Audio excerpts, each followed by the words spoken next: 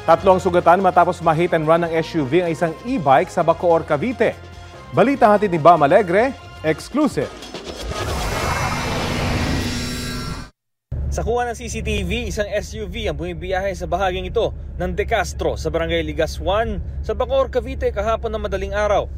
May kasalubong itong e-bike na may sakay na 3 tao. Nag-blink pa ng headlights ang SUV. Signal ng driver na padaanin sana siya pero lumiko ang e-bike patungo sa isang convenience store. Sa isang iglap, nabangga ng SUV ang e-bike. Tumalsik ang mga sakay nito habang nagpatuloy sa pag-andar ang SUV. Agad rumesponde ang tanod na si Ray Catolico para habulin ang nang hit and run na SUV. Bali, hinabot po namin yung pagsakay agad sa ambulance. Agad po namin respondihan. Tapos, hinabot po namin hanggang sa Pote kaso hindi na po namin inabutan. Hanggang Longos, Talaba po.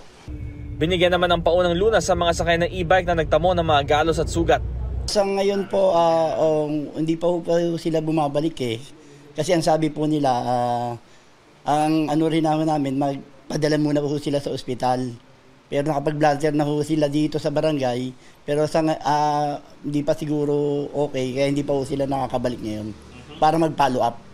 Wasak ang harapan ng e-bike na nasa impound area ng barangay habang iniimbestigahan ng aksidente. Iniimbestigahan na rin ng traffic police ang nangyaring hit and run pati na ang pagkakakilanlan ng driver ng SUV. Bam Alegre, nagbabalita para sa GMA Integrated News.